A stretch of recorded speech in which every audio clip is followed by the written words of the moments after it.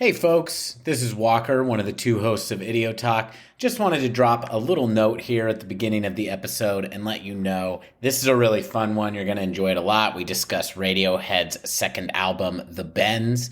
However, just a slight audio issue in the end of this episode. For the last couple songs that we play, they're a little loud in the mix, and some of our commentary as we discuss them is a little hard to make out while the music is playing. It's not a big issue, but just wanted to let folks know in case you did notice it. And other than those last couple songs, everything should be clear as a bell.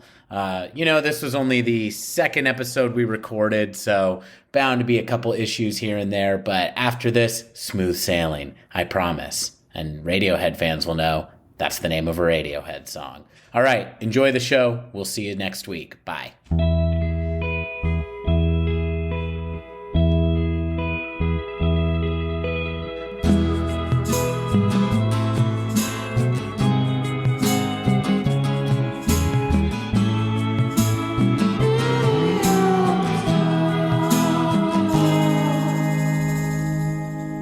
Hey listeners, welcome to Idio Talk, a Radiohead podcast hosted by the Glenn brothers. I am one of said Glenn brothers and one of your hosts. My name is Walker Glenn. And I'm Zach Glenn.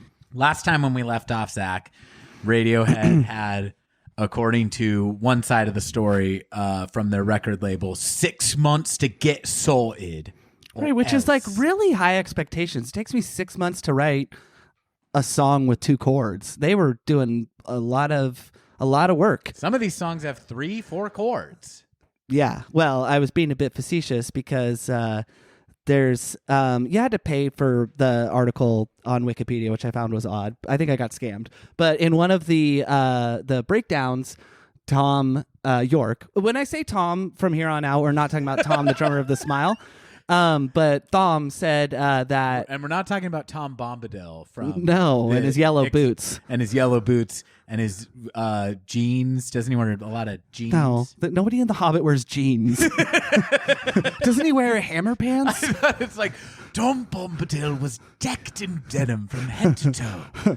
Picture Jay Leno in yellow boots. He had just got a cool striped tee from Anthropology. No, not Tom Bombadil. Thom Yorke, You're though. So insulted. Well, it's just funny that I don't even think denim existed when J.R.R. Tolkien wrote those books. Existed when Middle Earth was real. Yeah. So there's a quote from Thom Yorke though that they were trying to fit as many chords into each song as was possible, and it kind of became like a competition, a cheeky game. Yeah, a little bit of like Pekka measuring. Did I say Pecker in England? Who'd win that contest? Colin. Yeah. But Big Dick Colin over there. Yeah, BDC. But I think that that really comes through in a good way too. I think there's a lot of bands that are really being ambitious, and sometimes it can just come off oversaturated and too busy. But I think that it really works, and I'm glad that they reined it in. And as the albums continue to go, but I think there's some songs where it's just like, whoa, going a lot of places. In just a verse alone, starting with Planet Telex. And I think you wanted to make a correction about this song musically. I did. I said Planet Telex had a key change, and I'm not sure that it did, but it does have, it is bookended by a opening and then used again at the end. It's like an intro outro section on the piano. We'll listen to it in a few minutes here. That is distinct from the main progression of the rest of the song, but I think listening to it as much as I have the last couple of weeks, I think it might all be in the same key. Do you want to play it? Just because right away, I think just by like the intro is a little soft, kind of wind blowing, but musically, I'm so much more engaged than Pablo Honey. Are you? Like, do you kind of, I mean, no, we love this album more, but like from this song alone, just comparing apples to apples. You know what, Zach? I'm going to have to go ahead and push back a little bit and say I'm not going to play it right now. No, I was asking. Because, and the answer's no. Oh, right. And the reason is because I want us to just get into a little bit before we kind of break it down song by song here. Yeah. Sorry, that was hasty. No, don't be sorry. You do you on this podcast we do not apologize. Even when we say things that are ignorant and harmful, which is called podcasting. No, what I wanted to do is just maybe get into a little bit of the background here and then get your general thoughts on Totally. So I feel really uncomfortable since our fight. Yeah, no, I know. It's hard to get bitch slapped in public like this. I think you're doing a great job. This is me. I'm feeling so threatened by finding out that Colin is older than Johnny that I'm like now doubling down and mistreating you.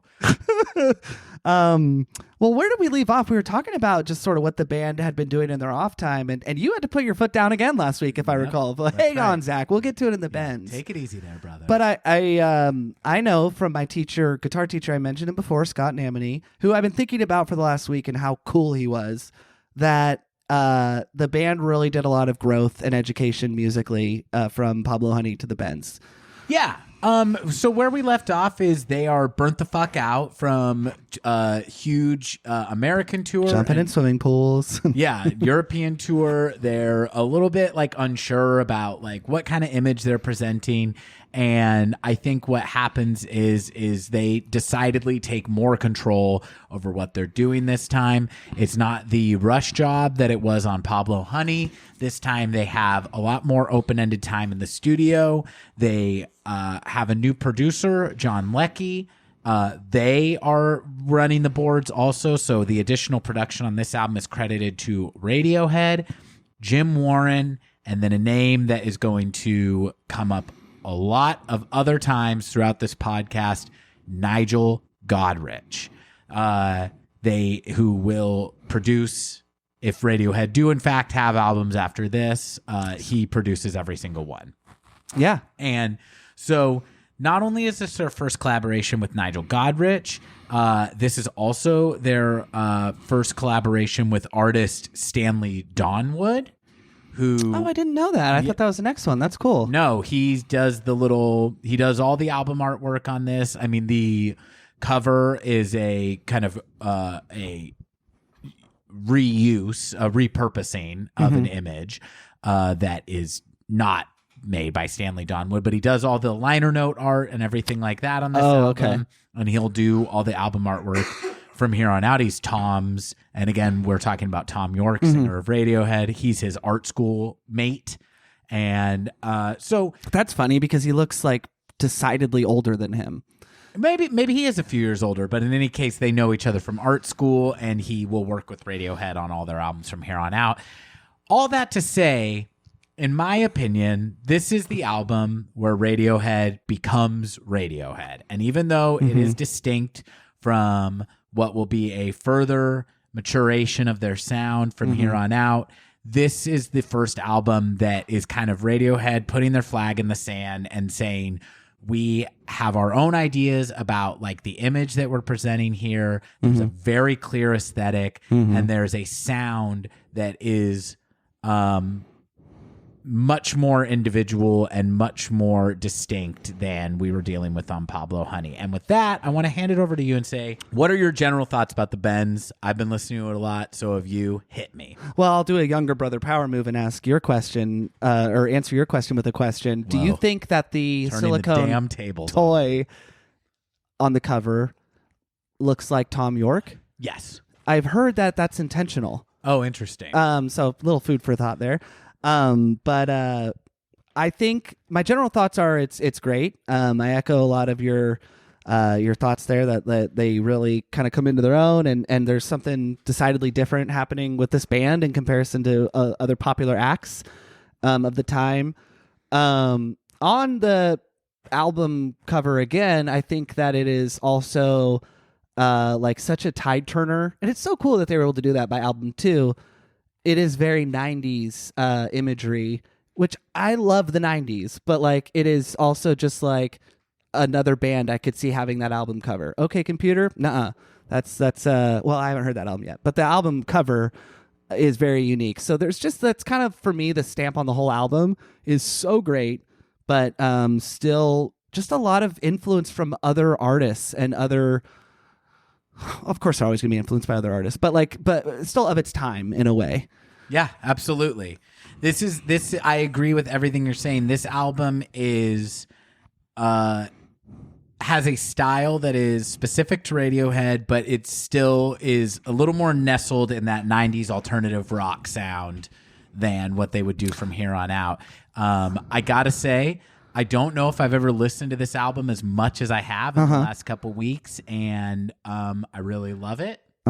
And with that, should we get into the album itself? Yeah, I just want to do a little tease. This album does feature one song that is definitely in my top 10 favorite songs of theirs, and two songs that are in my top 20. And I'm not going to say what they are, so we can go. Okay, so that's a nice tease. And I will also tease that I have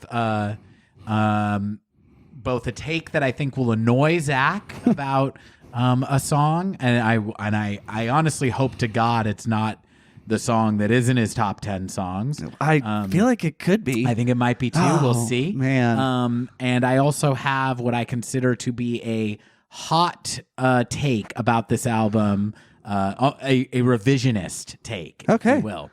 And with that, you heard it a little bit last week. We're going to start with the opening of the Benz, Planet Telex. Which stays in the same key the whole time.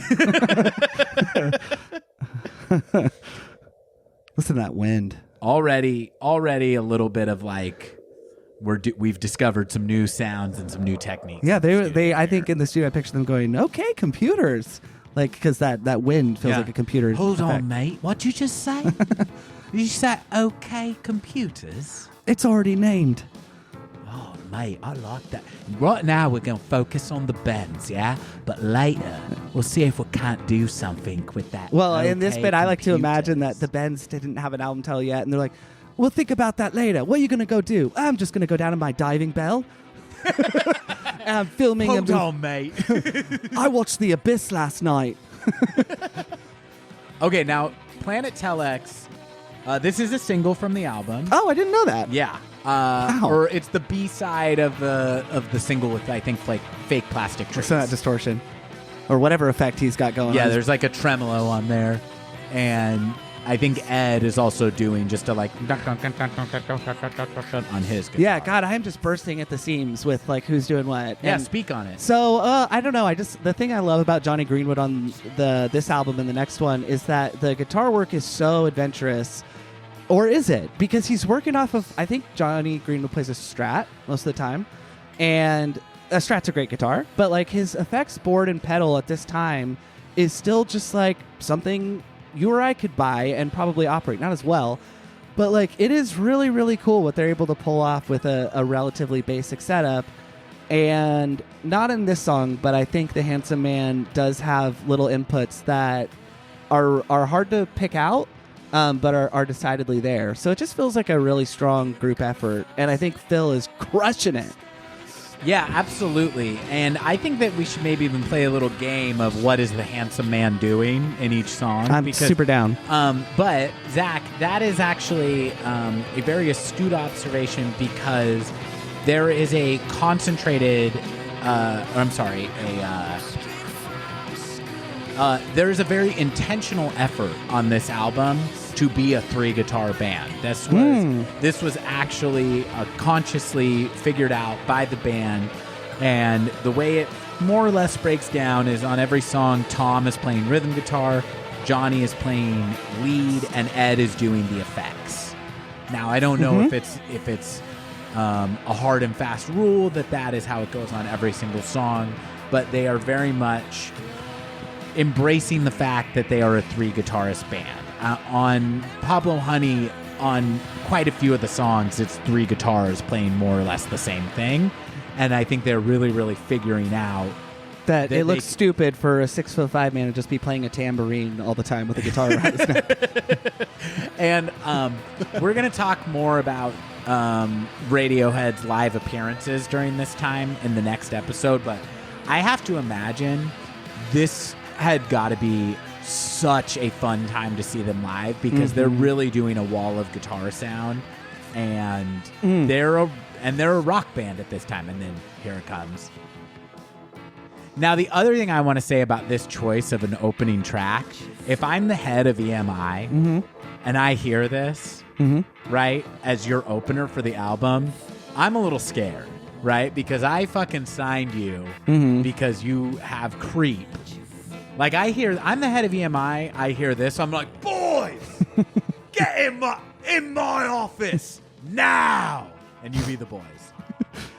Oi. What the fuck is this, mates? Yeah. I can't do that. I don't know. But mild energy of just like, yeah, it's good. It's good. Yeah, you know when Thom gets pissed and this is an audio medium, but there's one interview where he gets visibly annoyed and he doesn't go like, I want you off the fucking set. He doesn't do that. He goes, yeah.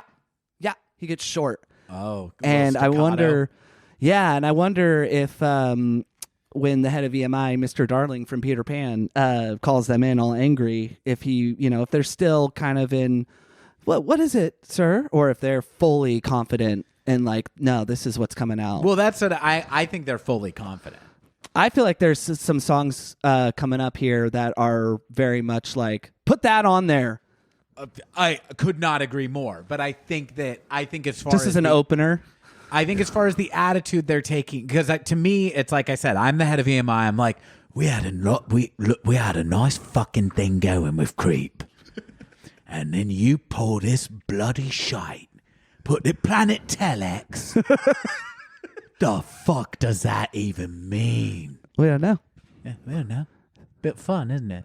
Yes, there you go. That's what I was trying to harness. And then, almost as if to go, look, we understand you got a business to run here. Yeah. Mr. Head of EMI. Yeah. The next song. We'll scratch your back. The next song, they say, yeah. Well, listen to track 2, man. Disagree. I think even just the bring it out is like a little bit artsy, and EMI head would be annoyed. Yeah. What the fuck is that? Lose this bit of talking. Yeah. We won't. But compare this. So this is the title track, The Bends. Yeah. A very, very radio-friendly song. Very much so, but let's listen. Now compare that belted hair that is still reminiscent of our friend Bono. But compare that to the one note that we liked in the song Not Creep, I believe it's You, off Pablo Honey. God, these fucking song titles. But compare that belted note to this one, and I think there's just a little bit more confidence behind it. Absolutely. And also, this is a straight-ahead rock song, but you can hear Johnny Greenwood, most likely, is playing some sort of like Hammond organ there. Now, okay, I gotta tell you, this is not my favorite song. Me neither, but it hasn't happened yet because I fucking love this part. I really like the verses. This verse, I think we're gonna dislike the same part. Yeah, I don't want to hear about your girlfriend. Oh my God, Zach. I have a theory on where that came from, though. I think this is Ed O'Brien's input, because who has a girlfriend but Ed O'Brien? And he's like, I got this little bit. Yeah. And like Tom York was like, what the fuck? And he's like, just trust me. People will relate to people like date. Yeah. People have girlfriends. Yeah. 2 in my case. So, okay, actually, here it comes. Let's play the part. Yeah. I wanted to talk about this part, too. That is so funny. So, here we go. This section. But the drums, killer. I don't like the production on the drums. I don't either, but Okay, here it goes.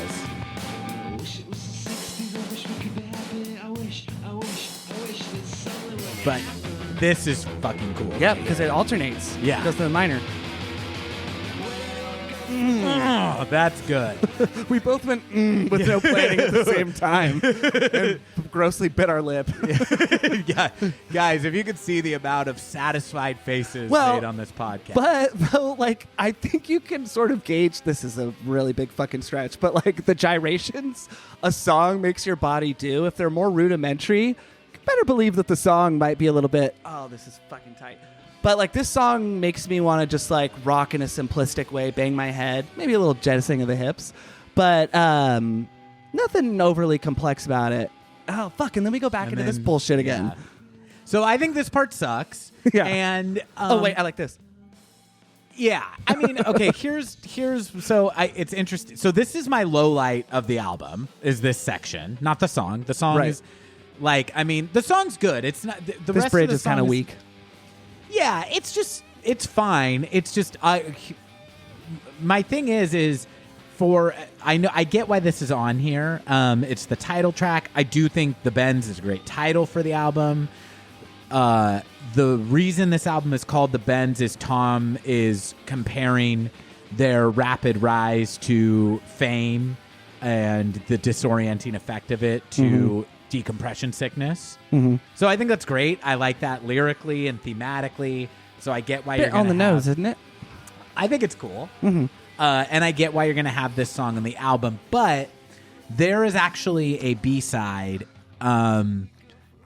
that I think is super radio friendly, super catchy, and should have been a single that is not included on this album that I want to play for you that you may or may not know. Curveball. I did not know it until my deep dive on this album for the podcast.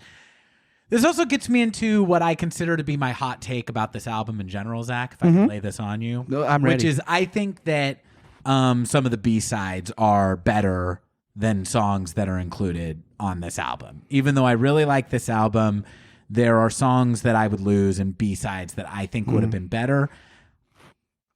And we'll get into that more, why I it's total speculation on my part, but I have a theory about why some of the decisions might have been made by the band. Deep State. I do think that this is I think that this goes all the way to It's a sign that Q left us 25 years ago. exactly. This is, I think, Tom Hanks' clone, because that is a clone that is not Tom Hanks. God. Made them keep it up. He was What? Have you not heard that? Yeah, No. That's like a Q thing. Is that It's like a lot gotten of these crazier? celebrities have been killed have been killed by the deep states, and those are clones. Fuck, dude. But that's a different podcast. I do want to talk about that. Would you say that Talking to My Girlfriend, I Wish It Was the 60s section, is that your low light of the album? No, because that was a revelation, I think, within the last couple days that I was like, it never really quite hit right with me, but I have a low light and it's coming soon, but Okay, I'll great. keep it hidden. So I like your theory that that's Ed's contribution because he's the Me handsome too. man and he must have a girlfriend. I have a different theory, Tell me. which is that Thom is like feeling a little self-conscious that everyone has associated him with being a creep and a weirdo, and then this album comes out and Right. he's like, hey, I have a girlfriend. Yeah. Got a moderate size cock and it's really Yeah, good. exactly. He's just like, I know I said I'm Relative a- to my height, yeah. Yeah. No, I think, first of all, I do think if we're going to speculate about penis size, I think Thom has big dick energy. But, that's neither here or there. No, I was fully And I'm not a planning size on, queen. through the course of the episodes to speculate who has BDE relative to, or like who has BDE and who actually has BD. Absolutely. Well, I think Thom Has probably has BDE. BD. Okay. And BDE. I'm just going to hold off and say BDE for right now. But I think you raise a super good point. I don't want to tip my hand to Thank where I think you. this really comes. Wow. Thank you for saying I raise a super good point. No. Well, I mean, love probably this. because it Love ties where into this is to going. my point. So I, think it's a Oh, good that's point. why you like my point. I know, but no, I really think that they were like, okay, if you're gonna do something different, make a fucking good album, then we do kind of need to remarket this band a little bit because, I mean, even in the video for Creep, Thom Yorke's face is difficult to make out, so we just assume he's the silhouette. And there is a music video for one of the songs on this album, and you could tell that they were like, can we make this guy a sex symbol? And it decidedly doesn't work. Interesting. And, I mean, this is me projecting. I don't know if that was a conversation, but you never see that again in Radiohead's music videos because you never see them again in their music videos after Yeah. this. And Or if you do, it's still there's still some like esoteric element, like his head being in the water tank in the No Surprises video. yeah, or being like digitally rendered in House of Cards. Yeah. So I think that there was a little bit of an effort because in now to more than ever, disgraced comedian Louis C.K. actually has a bit about it, about like, why is everyone so good looking who's also an artist? Yeah.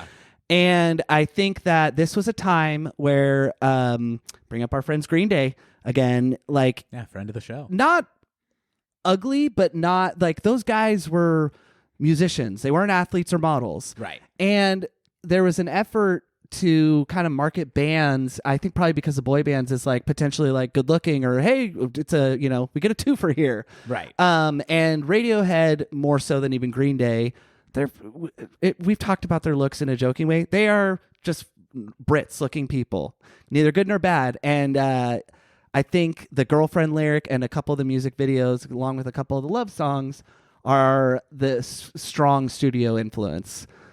Sure, I could buy that.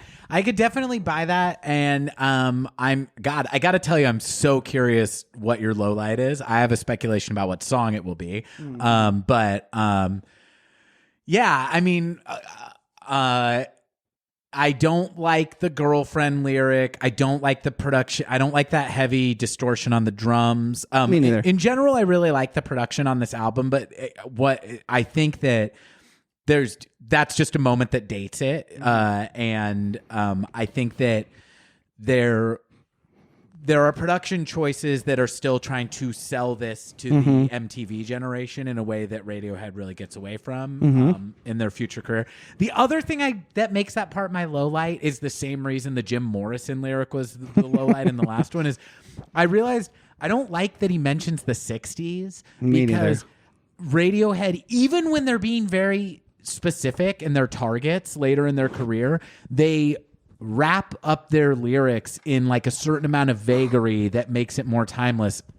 And Thom Yorke talking about this, I don't like him referencing things that are 100 years from now, people will be like, what, 1860s? Yeah. Like, what 60s? Yeah. What's a radio? But like, yeah, I just don't like him like referencing something that specific. In the same way I don't like him referencing Jim Morrison, I don't want him talking about the 1960s. Everyone was still super on the nose developing as songwriters. And I think that is one thing that is very clear. You were talking about Ed O'Brien, getting more involved on the guitar. I think Phil really grew as a drummer. We don't get a taste of our sweet older brother until the next album in terms of his brilliance. But, playing the bass is hard, guys, and you don't always get to shine. So everyone was still finding their voice, and I think Thom Yorke is a brilliant lyricist, and he was not yet tapped into that genius. I will say, I do think that Colin in the opening track, we didn't highlight it, but he comes in with a really sick counter melody, which I think is what is super good about his bass playing. We're going to listen to the intro Planet Telex again, but listen to when he comes in. He's going do do do do do do do do do do do do over the. It's really cool. So I'm going to just skip ahead a little bit.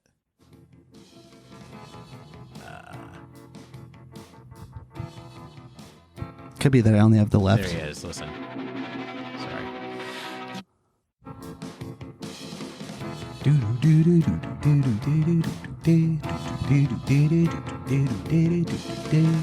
It's just cool. It's like he could be playing like the root notes there, and he's giving it way more rhythm. Such a difficult instrument to be adventurous on, guys and girls. Thank you. And so, okay, so we've covered 2 songs. What was did you want to talk about a B-side or two? At least give me the titles. We'll get to the B-sides. Okay. Let's get through the album tracks. All right. So far we've got what I consider to be a very strong statement piece is the opening, like, hey, we're doing something different. And then track 2, don't worry, we're still a rock band. If you came here from Pablo Honey, there's still a place for you here. And then but we made it a little sweeter, honey, though. A song if you're a casual Radiohead fan, there's a good chance you know. A song that the studio said, guys, Sheryl Crow is really popular right now. This is a very, very, very shitty song. Oh, you do not like this song? No, I'm joking. No, of course I don't dislike it. So this is a very radio-friendly song, very, very accessible, soft rock song. I happen to really love it. Zach, yours. Well, and right this now I'm high only and dry apologizing by to you. Radiohead. But I want to apologize for saying it's a shitty song because remember when I said on this podcast we don't apologize? I breaking the rule, man. I feel bad for saying that. Like God will smote me.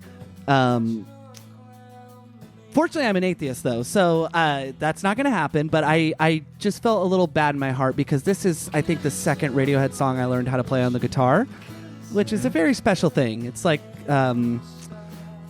yeah, when you learn how to play some songs of an artist you love, there's like a magical synapse firing. And I played this song for many months. But you know, now listening to it, it's really hard. I was talking about like listening to music with a purpose earlier. You can't escape the fact that this is a verse, chorus with an extra chorus at the end, repetition wise. And it's kind of a little bit on the boring side, made boring by the fact that you know what is possible musically for this band to do. I don't know. That's a lot of expectation to put on a band in their second album, but it's the low point of the album for me, for sure. This song is your low light? Yeah. Okay. I loved listening to this album again. Like you, it had been some time. It had been 13 years for me. And I listened to the Bends nonstop for months when I was going through my Radiohead in chronological order in 2009. And I hadn't done that with this album in a while, and I was like not wanting to listen to the song again the second time through the album last night. Okay, fair enough. I don't have a ton to add. I mean, it's a very basic song, very simple. I just think it's got a great melody, and it's, you know, as far as like a 90s anthem is a little bit undeniable. It's not my favorite Radiohead song. It's not my favorite song on the album, but I like it. I'm surprised that is your low light, because do you mind if I skip to the next song? Not at all. The vocals are good on this song. I want to say that much. Yeah. So, and it's also, I think as far as placement in the album, I also think it's very smart that we've had kind of like something to break the rock tension. Absolutely. It's like the opening track is very spacey, and then we've got a very hard rocking song, and then it's like, hey, we're also this doing solo alternative too soft is rock. So just come on, boys, you can do better. It's poppy. It's a poppy song. And so then following High and Dry, we have what I thought was going to be Zach's low light of the album, Fake Plastic And you know, Trees. that's a common thing that people fall into. But Is thinking that that's going to be Zach's low light of the Bends. that's what I thought was going to happen, because I usually skip this song too. But I think Thom Yorke's vocal work in this song is really, really, really great. Yes, I like this song. I like the lyrics of this Me song too. a lot. It's a very emotional song. Now, the one thing I will say is, to me, this is the first sequencing issue on the album. I think it's bad placement to have this right after High and Dry, because I it's agree. arranged the exact same way. But this is like track 7. I think that they should break it up. And Yeah. I think they run into this same problem later with Just and My Iron Lung. I agree. Those songs need to be 3 songs apart. Yeah, they're arranged the exact same way. The songs are completely different, and same with this and High and Dry. But they do kind of run into one like Pocahontas soundtrack type song, where like I think this song is you know, how do you just quantify better? But to me, it's more interesting. And they need some blocking in between them, in the form of even like you don't put the Bends, the title track, in between this one, but there are other rock songs. Maybe put My Iron Lung in between the two of them. I think even though the Bends is not a highlight of the album, for me it makes sense to have it front loaded, because again, it's like it's a big song, and they're kind of like making their broier contingent feel safe. Here's one benefit though to the sequencing issue, and I agree that is an issue on all Radiohead albums actually, but it does make the back half of the album so much fun to listen to. Like, when I was listening to it the last couple nights, I was like, oh, you know, maybe I don't love the Bends as much as I thought I did. Nay, I just hadn't gotten to the back half. Oh, wow. So that's a preview. Oh, see, like that. He's really embracing the my voice is really, really pretty. The song's beautiful. Now, does it make me sad? Because does it wear you out? Reminds me. Does it wear me out? Because it reminds me of my ex and us driving around listening to it in her car. Yes, but that's not Radiohead's fault, Zach. Mm-mm. And you know what? I'm literally almost emotional though, because that's just this song I have tied to a sad period in my life that is not necessarily tied to another person, but it is an emotional song. Like this part. Oh. Yeah, so when I listen to this now, it makes me go like, my God, 20 years have passed, and, you know, and who am I, and should I be alive? Questions like but like, listen, if you don't want music that is evocative and inextricably tied to highs and lows in your life and doesn't bring up feelings, then you should go fucking listen to Coldplay, because that's not what you're gonna get with Radiohead. This is the best part right here. It's so great.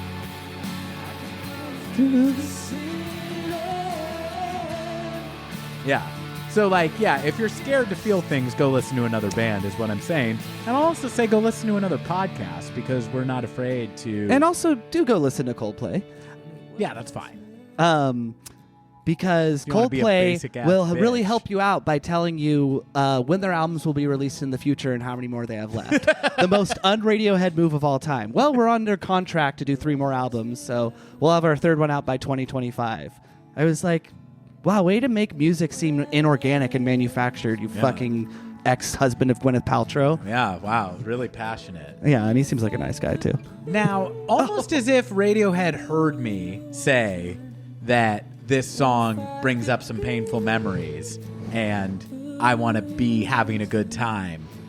Almost as if they were like, you know what, Walker, stick with us, even though that you're feeling some things that are In the challenging- future. No, that are challenging right now. We've done you a little favor, and we've followed this song up with Bones. Now, this is a really sneaky favorite of mine on the Nice. album. What do you think about this song? I always forget about this song. Me too. And I think this song feels like it's not an insult. Oh, this bass line. Come on, Colin. This is the most Come on, Colin. Get in the Derivative pool. of Water's warm. Be awesome. yeah. Oh, can I have a standout moment on this album, boys? Sure, and Ed, you even get to strum. Because Ed is doing the This is the most Pixies derivative song on the big album. time. Well, that's why it reminds me so much. Yeah, the chorus is very Pixies. The loud, quiet, loud. The bass line is very Pixies, and even the song being called Bones and like kind of like body stuff is a real theme in Pixies. Big time. Yeah, it's so funny when like even it's not they're paying homage, or maybe they weren't even doing that, but when it's evocative of. Oh man, here it comes. This chorus. I like rules. what Johnny Greenwood is doing on coming in, because and Ed, we love you, but Ed can't lay down that kind of groove. No, I mean, and Johnny just plays with a lot of attitude. Yeah, dude, that guy has been hard on his body, not like a David Bowie kind of way, but like David Bowie, dancing around hard, and he seems to just be no worse for the wear. Like that dude rocks out, and I guess the message there is live healthy, because Johnny Greenwood doesn't seem to be slowing down at all. It's so funny too. I was joking about Ed, but I can play the guitar. As Radiohead told us, anyone can play the guitar. But when you watch them like in their basement sessions in the In Rainbows era, he is focusing so hard on what he's doing, and I almost feel like maybe he has a little bit of stage fright. I don't know. Now I'm speculating too much, but I think that Ed is probably a really good musician, and he just has to focus really, really hard on his guitar parts, because they do seem very highly organized and not improvised whatsoever. That's how you know when Johnny Greenwood comes in, because he's just like, fuck, I'll lay it down. Yeah.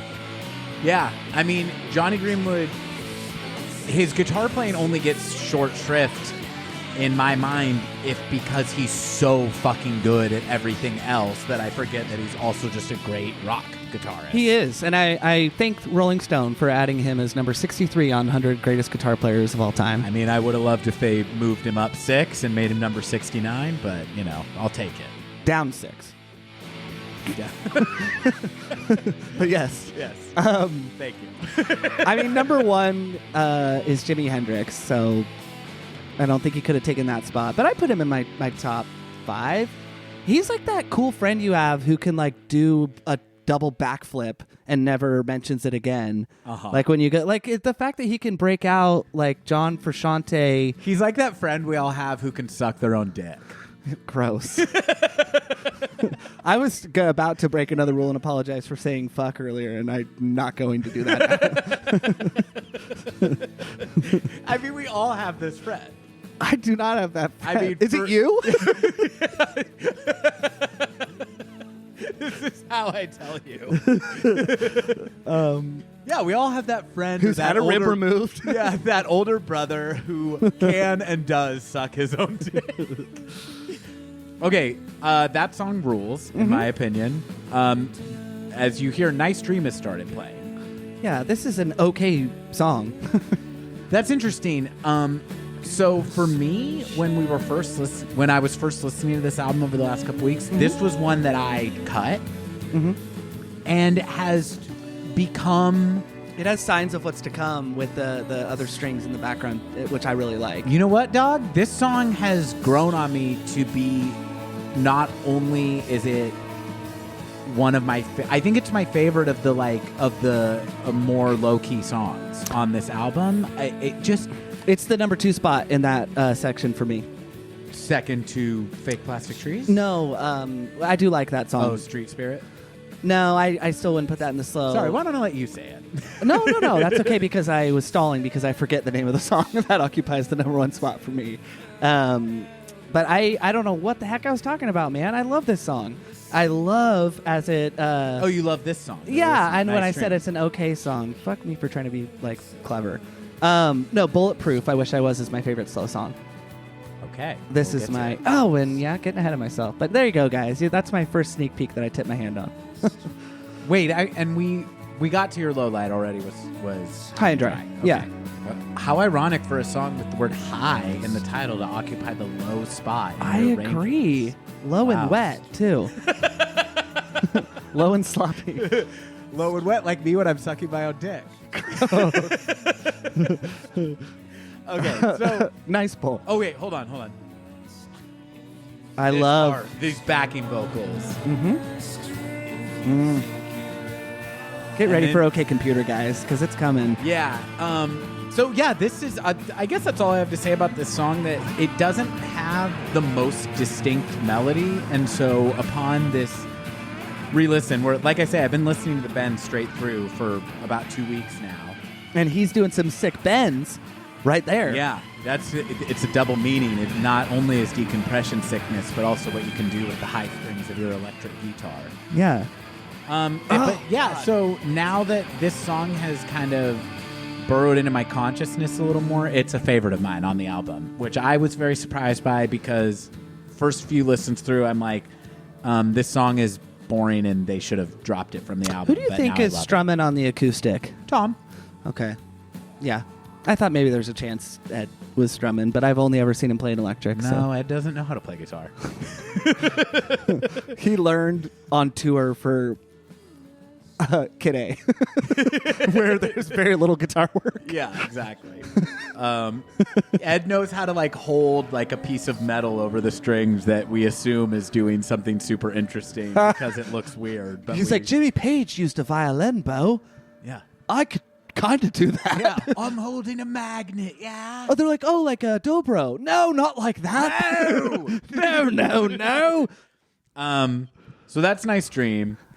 I'm gonna pause it for a second. Anything else you want to say about what we've heard so far? Or Just that we've been kidding around. Yeah, we're with having a old- lot of fun. with old Ed. But end of the I day. teased earlier that I think he does have musical input. That is like, and I only know that from what I've seen him do live in later albums. And I just hold on to that because those songs are coming up, and I want to see if you agree. But I'm ready to move on. That song is great, though. So I believe. Oh, I guess we haven't really talked about that. I believe Bones is the end of side 1 of this album, and so Nice Dream is the opening of side 2. And I think, even though I would switch Bones and Fake Plastic Trees, so I think that you just make the minor adjustment of going High and Dry, Bones, then Fake Plastic Trees. You get a nice effect of breaking apart those two more acoustic-based songs. But I do really, really like Nice Dream as a palate cleanser opening up the next side. And what it leads into is, in my opinion, an absolute peak of Radiohead at their most rocking. Just play the song. Thank you, Zach. Wait, I'm sorry. What's the title of this song that you just want me to play? I forget. This is Just by Radiohead. A single. Oh, okay. Yeah. Oh, I guess we're in store for an acoustic. Oh, what? Oh. What's he doing? Crank it up a little if you don't mind. Well, I'm used to this melody, Walker. Yeah. Fuck you. Oh my God. An actual key change, not a falsely reported key change like me about Planet Telex. So this song is where I read the same thing that you said, that Johnny wrote the music to this song. Mm-hmm. And you can tell. Was trying to get in as many chords as possible. Yeah, and this song... Let's listen to this chorus. That is different. So this song gives us so much of what we've heard and what we haven't heard. So the tremolo picking, we've heard that on Creep. Here it is right here. So good. And guys, this is like a guys. This is everyone hold up. This is not overly complex for like the amateurish guitar player, but it's not easy to write. That's the thing that Radiohead do so well, is like a lot of their songs are really difficult to play on any instrument. But this is why, yes, Dragon Force are a better band in terms of their Than skill. Radiohead. Yes, than anybody on the planet. But their music is not more interesting because it's what you do and how you deploy it. And the tremolo picking over a diminished scale, I want to say, is really, really hard to write into a song. And they do it amazingly. Yeah, I think this song is, for me, is probably the height of the album. Just in terms of it combining everything you're saying, that they're doing weird art rock, but this song is also like a headbanger. Mm-hmm. And to me, it's like, actually, if I could just shut up, because this is... Yep, we're going to change keys again. Section. First of all, the fucking tone on that guitar. It's so clean. So it's very beautiful. Strat. Like this would not come through on a Gibson. And now we're also in... It's seamlessly blended together to completely different musical sections here. And then this crazy tremolo solo. That might be Ed right there doing that weird scratchy. I think so. Maybe live, but I think that this all feels like a Johnny Greenwood. So this song to me just represents like the peak of their powers at this point, because it's basically going like, yeah, we hear you, Seattle grunge, like we are aware of you, and we see you, and we raise you a bunch of fucking weird Johnny Greenwood chords, and that it's seamlessly blending those things so well. And we are about to approach what, for me, is the musical highlight of the entire album. Right As at we the go, 'cause right here we have the birth of groove Radiohead. Right, locked into the what the fuck? okay. Locked into the groove. Yep. Because the song could have ended and been amazing. Right here, this is I hear Colin. Right here, grooving, and I'm coming, because right there when that guitar kicks in, fuck yes.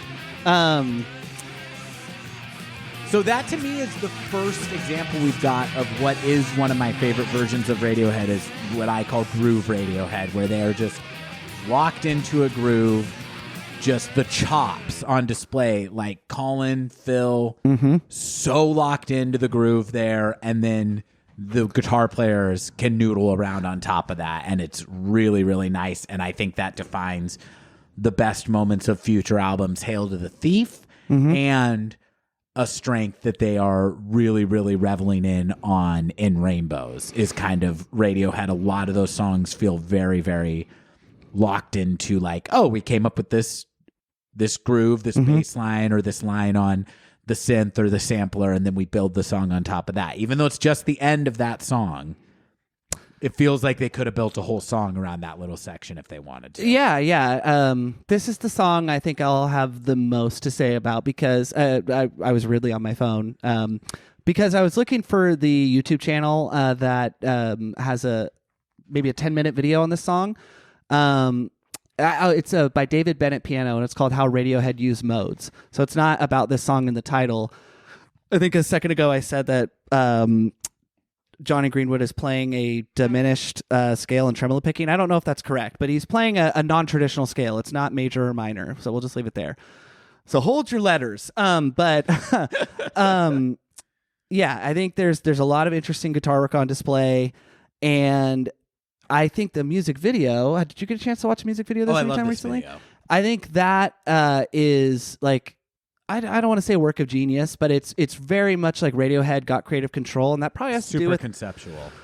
Yeah, it probably has to do with how successful the album had been. It does not feel like a first single video because they feel like they got a decent amount in the authorship of it. Like, oh, I want it to be this because it's kind of bifurcated. There's like a story happening that feels very Karma Police as far as music videos, and like a story that is sort of artsy but like is puzzling, almost creepy. I think maybe the movie Us was inspired by this music video. Oh, sure. And I'm half joking, but it also is funny because talking about that they didn't quite like the studios, maybe even the band didn't know how to market Thom Yorke just yet. I think this is the music video where they're like, could he be a sex symbol? Is that possible? He's wearing a leather jacket. He's jerking around like we're going to see in Kid A, but trying to organize it. And this is just speculation, and I am being half funny, but I honestly think that this music video is a really, really interesting story of what's going on in the band right now. Because for all the praise I just gave it, in that video I was speaking of, he points out what song this sounds like and wow, it's different. It does sound a lot like Smells Like Teen Spirit, which is a great song, but it's different because they are not doing power chords on the acoustic guitar. And a power chord, folks, especially on electric, is neither major nor minor. It's just the lower two strings. And Radiohead don't do that. The opening chord progression is C major to E flat to D to B flat. But they're all fully formed chords. That's why it gives it, when you listen to it, whether you care about any of that shit or not, you're like, oh, different. Because it sounds like something, sounds like Teen Spirit, but it's not. And I'll shut up about that from there. No, that's it. Those are great observations. That is the song that makes my top 10 of all Radiohead songs. I have not worked out my top 10 Radiohead songs, but it's certainly my favorite of their rock songs from this era. Certainly it can't be equal. It's an incredibly good song. Yeah. But then we stay in this mode, and the next song we get, another single from the album, My Iron Lung. Well, what is happening to my brain? This is a great song. This is a great song. Not as good as its predecessor, but almost as good for me, and made better by the fact that, like, I have a really positive memory associated with this song, which involves you. Oh. And I hadn't got the album from the library yet. And this was summer 2008, so Post in Rainbows, you're full on, like, on fire for Jesus, for Radiohead, sorry. Yeah. And I'd smoked a little weed. Okay. You were, Mom and Dad, turn off the podcast if you're listening. It was one of those visits, though, to the Bay when it was just like, you know, I knew I'd get exposed to good shit, and I was, you know, wanting to. And it was just like every time I would come down that year, you'd be like, oh, so you like Scotch Mist, huh? Well, let me show you some old Radiohead. Usually when people are like, let me show you old Aerosmith, you're like, yeah, it sucks. You know, whatever. But I just remember hearing this song, and maybe it was, you know, it was like my 5th time smoking weed, so it was like magical. And this song is very psychedelic and trippy as is. And I just remember being in the back seat and just being like, holy shit, this might have been the tipping point for me to investigate further on my own, which I don't know why I hadn't done. But I was just like, whoa, I didn't know that bands could be this good on their second album. My mind was blown. I wish I remembered that. Once again, take my word for it. your very strong memory. I wish I could have But experienced. you have those, like with Jesse Rimler, maybe, right? Like when he showed you a song. Sure, yeah. I mean, but I think that you just have a better memory in general. I remember hearing the Velvet Underground for the first time in Jesse and his bandmate John's car, and then blasting "I'm Waiting for the Man." How do we feel about this part?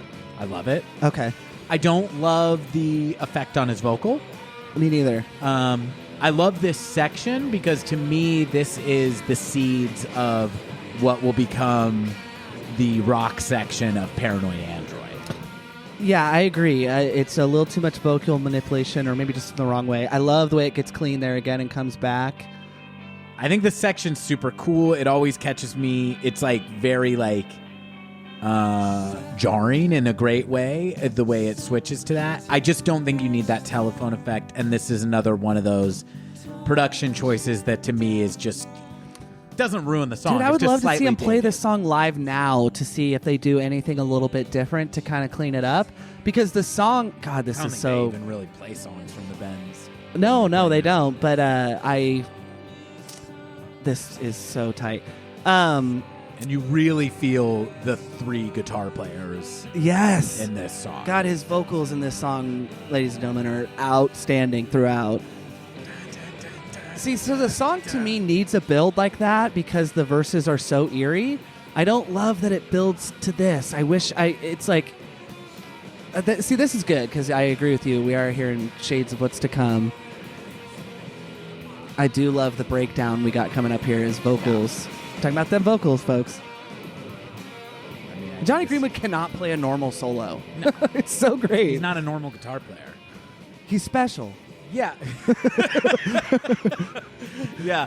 I guess if you take anything away from this podcast, we think Johnny Greenwood is a good musician. That's our hot take. And if you're frightened, we could be this frightened. is, I think, a great little bridge between these two bridges. Not overly complex what he's doing. No, just but- great sustain. I guess I shouldn't sing along into the mic. No, but the way he belts out that note, step aside, Bono. I've got my own voice. Yeah, sit down, Bono. Or should I say, bitcho. He's like, I'm already sitting in Ireland. I'm not even in the same region as I you don't right even now. think about you. He's like, I'm on fire with Zooropa right now, okay? Yeah. What? No, 95. Yeah, that would be about right. Yeah. So interesting parallel. They're actually kind of inverse of one another. Yeah, absolutely. Anything else you want to say about My Iron Lung? Just, I love your Paranoid Android call because the conclusion is very much in that vein. No, okay, I'm let's sorry, get I it. didn't mean to cut you up. So, No. did I understand you correctly that this next song is your favorite song on the album, or just your favorite of the more acoustically oriented? Yeah, like in the ambient slow songs. Okay. This is my favorite. So this is Bulletproof ellipses. I wish I was getting a little bit cunty with the with the arty fartiness. Of the the naming titling convention here. is not the greatest. So we had a little bit of a slight technical problem there, but what you're hearing right now. You look Kate's so got scared. cut. Well, it's scary. It's scary when it tells you your audio and MIDI are not synchronizing correctly. But we're listening to "Bulletproof." I wish I was by the band Radiohead. Radiohead. Yeah. Radiohead. Tom York's a really, really, really good guitar player, guys. And gals. I don't know. I need to stop doing that. Folks. He has a unique style in so many ways. His rhythm playing is really interesting in this song and in a lot of others, and that you can always hear that on the acoustic. And he does a lot of like kind of dissonant chords that have open strings, open notes that other people can't really sing well over. And there's a lot happening. There's a lot of that happening in this song. It's a fun one to learn how to play. Really, really difficult to replicate. Okay. Not a ton else to say. No, I that love when wasn't the chorus hits, This was though. That Okay was a introduction to what is. This could be Ed.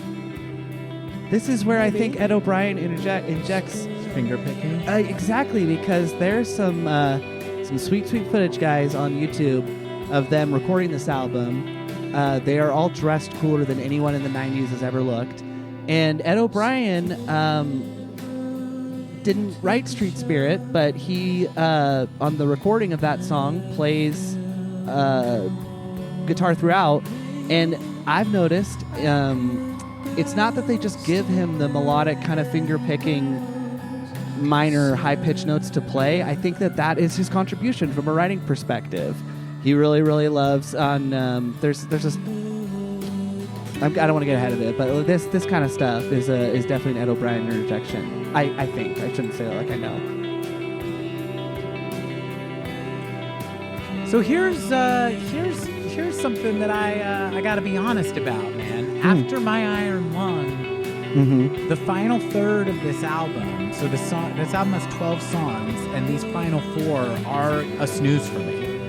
And this song, Bulletproof, for me, is one I cut from the album. Okay. It's pretty. You'd leave. What was this one? Well, there's B-sides that I really like. Nice Dream, even though that one initially did not grab me on this re-listen a lot. But this is where I get into some speculative territory. I feel like there are better songs in the B-sides than this one, but Radiohead is very, very keen to be taken seriously at this point. This is, like I say, this is all speculation. But I feel like maybe a Bulletproof makes it on instead of a couple of these B-sides that I'm going to play that I am a bigger fan of than this and a few of these other songs.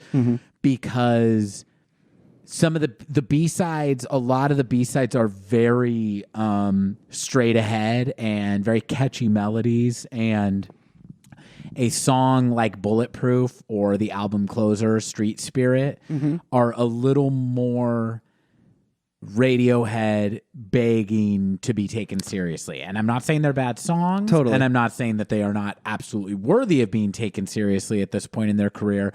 I just think that them asking to be taken seriously is less noticeable on the albums that follow this one. It sounds more effortless. It absolutely isn't. There's blood, sweat, and tears going into that No, but work. that's a really good way to put it. But with this song, it feels to me a little bit like they're like, hey, we don't want to be the Creep band anymore, but the songwriting just isn't as effortless. It sounds a little labored, and I just don't think that the melody is really there. On Bulletproof or the last third, like you were saying? Just all those songs? Well, honestly, the next 2 songs for me, I've listened to this album nonstop for 2 weeks, and I could not even hum you the fucking melody of Black Star or Sulk. Are you okay? No, I just think that they are just, well, we'll play them. What did we want to inject your B-sides, or is that fully after? We'll listen to those afterwards, but Okay. I just don't get these next 2 songs. Black Star, for me, I This is Black love Star this playing song, that. but I think the titling of the track and therefore the chorus is really weak. Blame it on your Black Star. No, thank you, Tom. Yeah. But I think the vocals are very strong, and I think the lead into the chorus is pretty predictable but really good.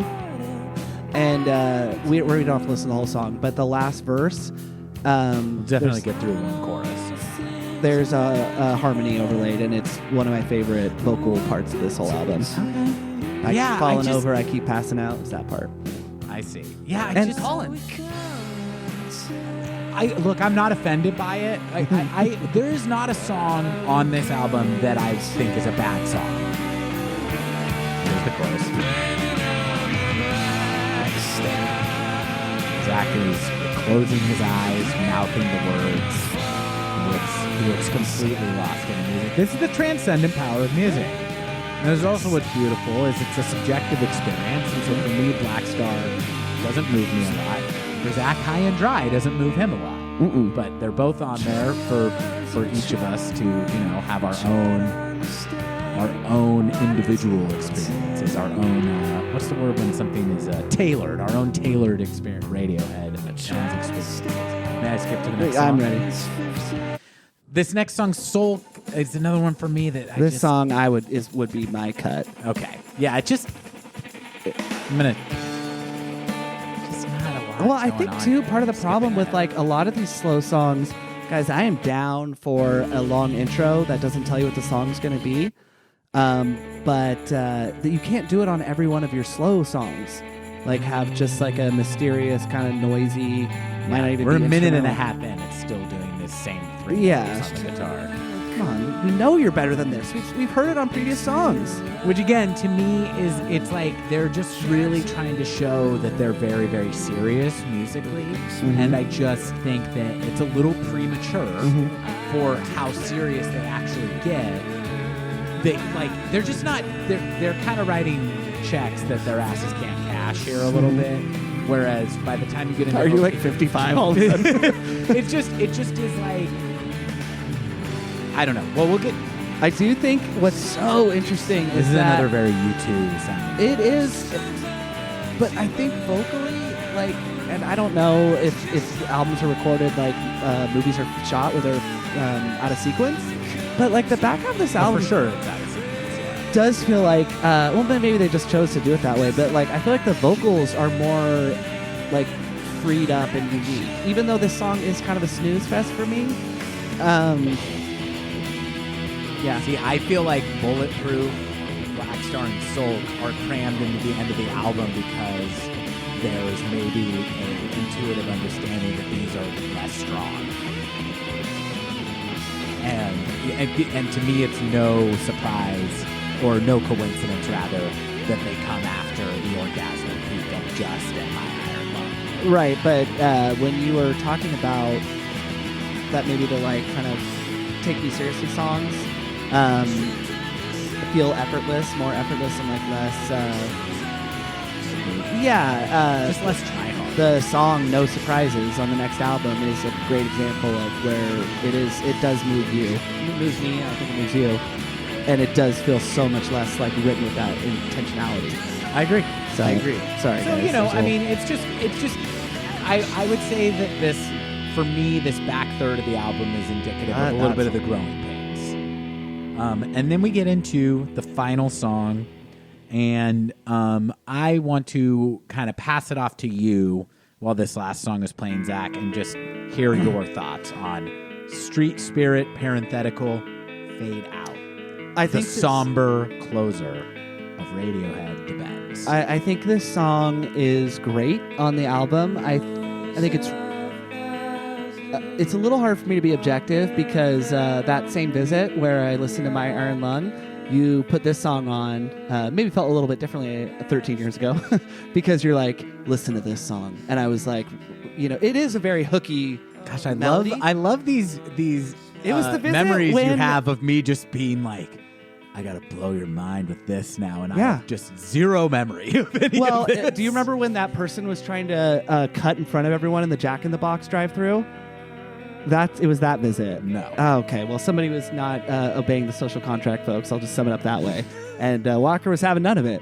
And we were in. It sounds like we were in a Jack in the Box drive-through, which I'm gonna guess is not disconnected from the fact that you mentioned that marijuana was consumed on this. yeah, and alcohol, and we were driving. Oh, great! No, We made it out alive, folks. it was that visit, and but the reason I remember it is because it was like a Radiohead themed visit, and yeah, I was hooked because this song is really I keep saying hooky, but like it has a very, very good melody, Really strong melody. and I think that's fine. I love what he's doing on the drums. Very simple.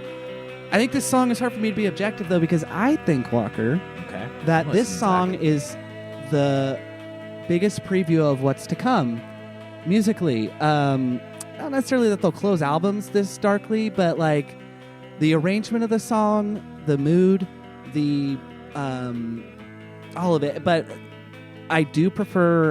We don't necessarily have to listen to it. We can listen to a second of it. I do prefer the live version of the song from this era. Let's play a little bit of that live version. Yeah. Could skip like a minute in because Thom Yorke's vocals are a little bit restrained on the studio version. Hopefully, there's not going to be a fucking ad that plays. Well, whatever product it's recommending, we don't endorse. take responsibility for it. Okay. I'm sorry. Let's go, Toast. So it looks like it's recommending people rent a car from Hertz. Ooh, I've never done that, but I'm not big on I've renting rented cars. a car from Hertz before. Yeah? You know what? I had a positive experience. Okay. I've always been a enterprise man. Sure. And you're brand loyal. What was the one that OJ did the advertisement Hertz. for? Hertz. Okay. Yeah, that's why I'm a Hertz man. Because, So yeah, go like a minute in. Okay, so skip. You guys have heard Street 58. Spirit. So Okay, this listen is- to these vocals. Tom's rocking a 12-string. It's just he and Johnny on a stage. I'm setting the scene for you here, guys. Very 90s. He's wearing a baggy button-up T-shirt. Johnny definitely Greenwood some- is wearing his signature arm brace from rocking out too fucking Tom hard. looks like there's some product in his hair. So- Not just some peroxide dyeing blonde, but maybe some gel. We're going to listen to this verse going into the chorus, and then we'll shut it off, because I think this is so superior to the album version.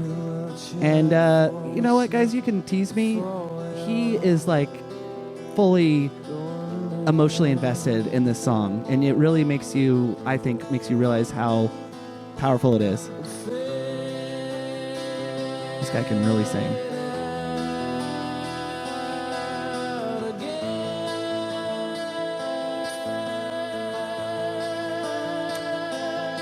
Ooh, yeah. Wow. Yeah, That's a better vocal performance than is on you the can album. double click it 10 seconds back if you want. It's incredible.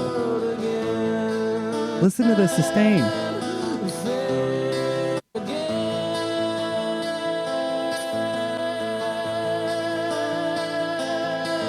Wow. Yeah, I like that vocal. We can, performance better than on the album. We can finish it out. It is outstanding. Okay, well, no, turn it back up. Listen to what he does here.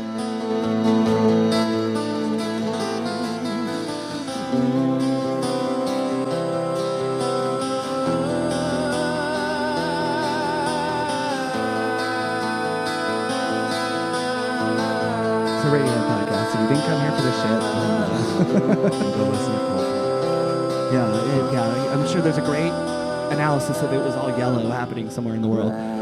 So this, we can let it play in the background, but this is why I love this song so much, because of this performance. And there's a couple others. There's one of he and Johnny in Japan playing. I always love when bands play in Japan or like the You Philippines. gotta play in Japan. You gotta play in Japan. The food alone is worth the trip. But it's a very special song, and I don't know what else to say about it. It is a little dramatic if you're just going off the album version and the music video, but it's performances like this that really, oh my God, this guy can sing. This is a perfect time for me to interject my correction from last week. I said Thom Yorke's legato when speaking about his strengths as a singer. Yeah, Zach has been really. I remembered on the ruined drive that he home, said and I don't know the how I wrong remembered word. it, but I was like, legato, vibrato. His vibrato, folks, is second to none, in my opinion, as a singer.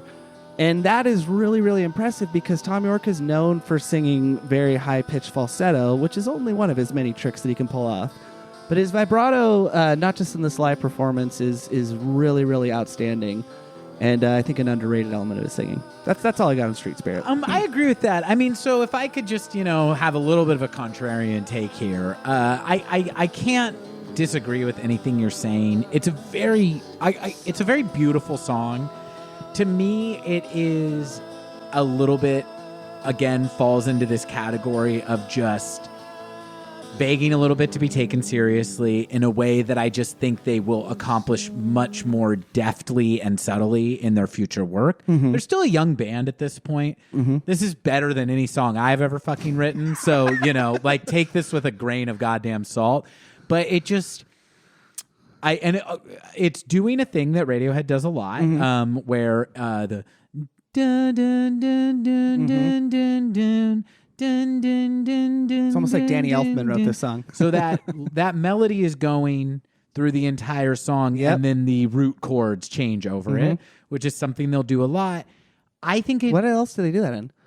they do that in lots of songs. Okay. A example off the top of my head would be like Spinning Plates on Amnesia. Okay. And I think that this effect is a little more impactful when Tom starts writing on the piano. And Totally. just the fact That's a really that it's good call. a 3 guitar song, It's relentless, but a little bit repetitive. It's a little bit repetitive, and relentlessness. it just puts it a little bit into like a classic rock territory that I don't mind in general, but is not necessarily what I'm looking for in my Radiohead. Totally. I think what it's saving grace too, when it gets a little bit repetitive, even on the album version, is that the closeout, and this is where I was saying I think it's a sign of what's to come, which just brings me tingles and jingles, because the closeout of Immerse Your Soul in Love is E major, or sorry, G to E major. We've only seen an E minor thus far, folks.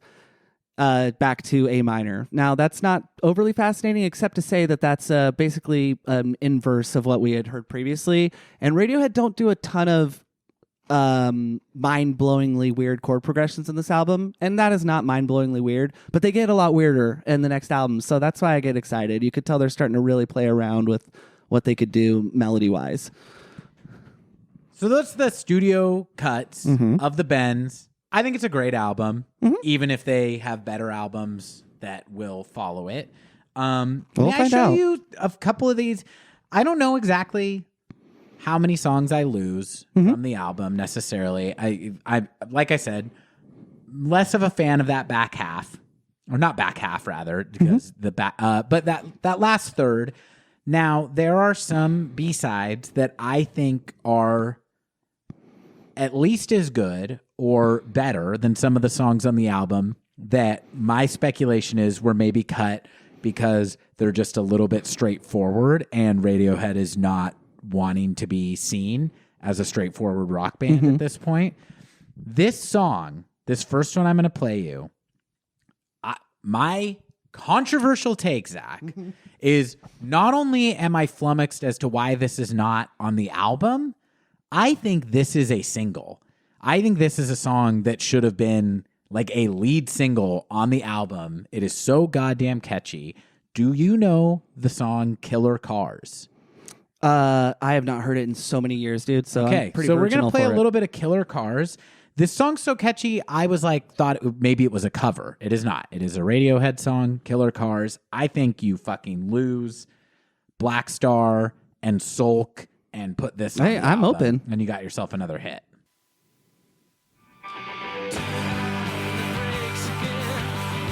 Killer Cars.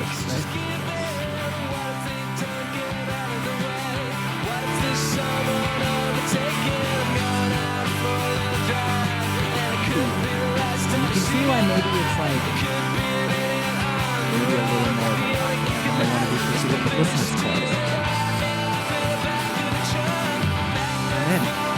Really good. In favor of those other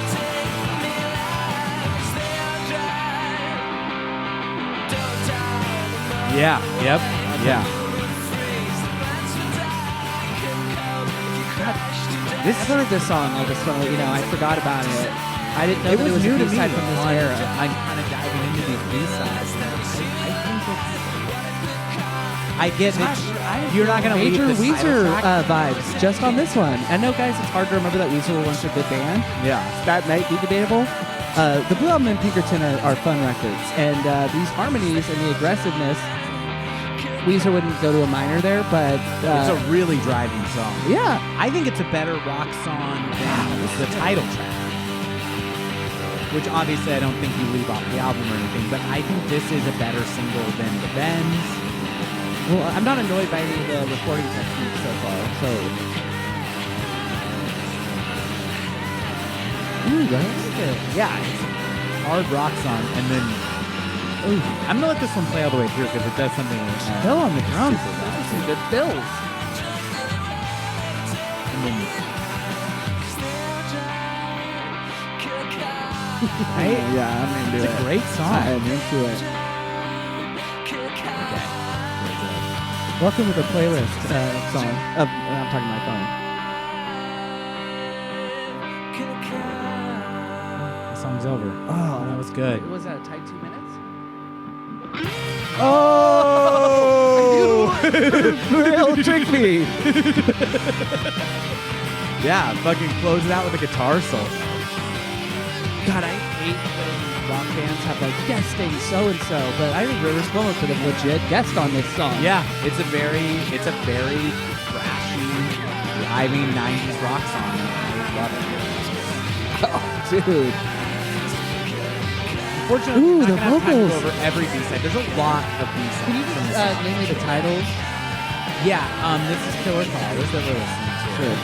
I have heard this one. It's been many years. There's lots of B-sides. Like they're going through an incredibly prolific period. Here's another one that I like enough that I think it could be included. That's more in the Fake Plastic Trees, High and Dry vein.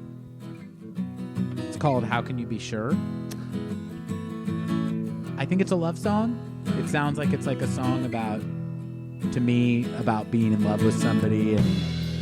The guitar is already more interesting though than High and Dry or Fake Plastic Trees. But pretty basic chord progression. Yeah. It sounds like it's like maybe an EA chord progression. So Yeah. maybe it's just too similar to High and Dry to include on the album. Well, hey guys, cut High and Dry. Put this shit on there. Zach's Lowlight. Oh, I've heard this song too, man. Yeah, this is one I knew before that I didn't know. But how was can you be sure? Sorry. Okay. All right. I'm at the end of my rope here. Won't play this whole song, but I wanted to get to like kind of the chorus. But it's like a sweet song. I think it's a love song. Like I say, I don't know it sounds to me like it's like a song about the fear of somebody you love maybe not having you back. Because you might be a creep or a weirdo. Yeah. And you're like, you know what? Can we put a lyric on the album that tells everyone I have a girlfriend? And then I'm talking to her. Yeah. So this is.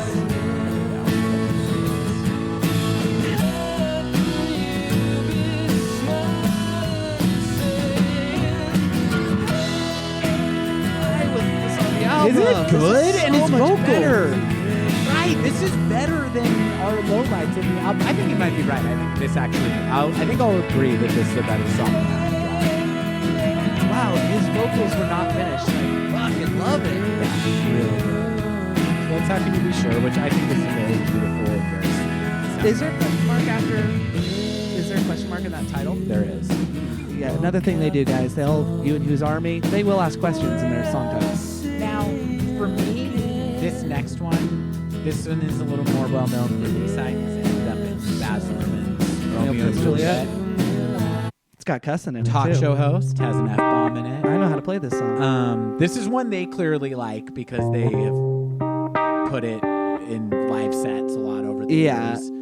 I think, to me, this is the one that I think is a more confident version of the note that they're kind of striking with Street Spirit. It just Like if you want to end the album on a serious note and kind of a down note, I think this is good. I actually even like the idea of putting this more in the middle of the album, losing Street Spirit and closing with Nice Dream. Yeah, I think that this song is so a sign of what's to come because I was shocked. I thought this was a OK Computer B-side until we got it because it's so much more OK Computer. it is, and it strikes that confidence that I think you were longing for a bit because this song doesn't ever quote unquote go anywhere. It's so confident in its melodic structure. It doesn't need to have you build to a solo or anything. There's that long. I'll be waiting. Yeah, you're right. It's so confident. Well, if I may say, if I can repeat myself, it's a groove. Yeah, This and is a song that's like structured around, okay, we've just got this really... this reminds me of Air, the band. Yeah. Yeah, that's true. So this is definitely like kind of... Oh, okay, right here. This. That's confidence. Yeah, honestly, if there's any reason for this not to be on the album, maybe it's because it just doesn't sound like anything else on the Vents. Because it is more OK Computer. It is. And this sounds like OK Computer as well. The way the drums are.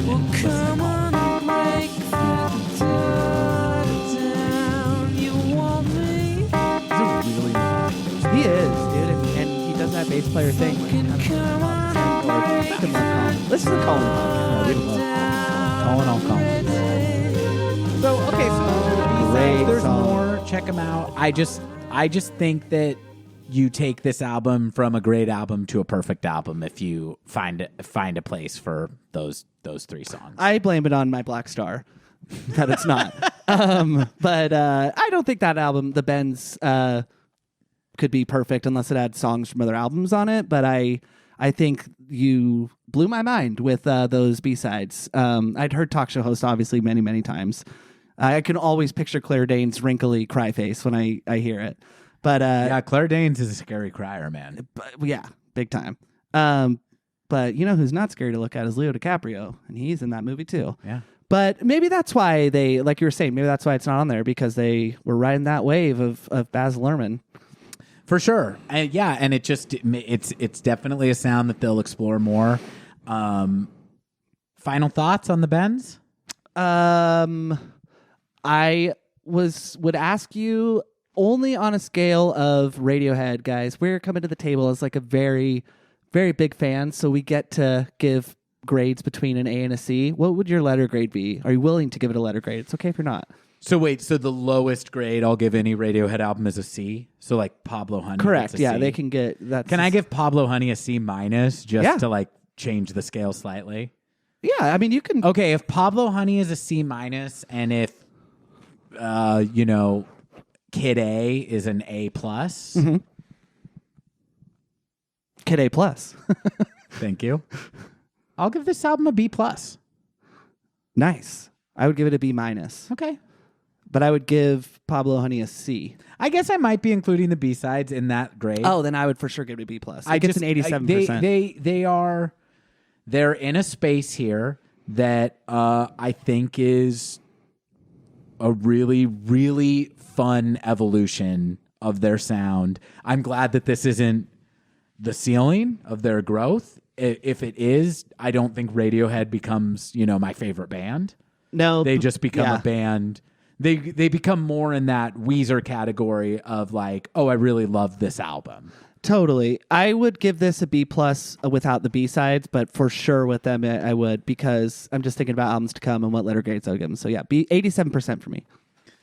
I've nothing to add. I really enjoyed listening to this album so much. I think it's gonna remain higher in my rotation than it was. So already this podcast is accomplishing what I want, which is giving me a new appreciation for certain aspects of Radiohead that have been kind of secondary to the parts of them that I'm more obsessed with. In the meantime, we know that when listening to Radiohead podcasts, you have many choices, and we are very thankful that you chose to spend your time with the Glenwood brothers. And on that note, I am older, lamer brother, Colin Walker Glenn Wood. I haven't come up with a combo yet. So. I'm Zach, and I thank you for stopping by. All right. Thanks, folks. We'll see you next time. Bye. Idiotalk is a Glenn Brothers production. Get in touch with us at idiotalk.podcast@gmail.com or follow us on Instagram at idiotalk.podcast. And thanks for listening to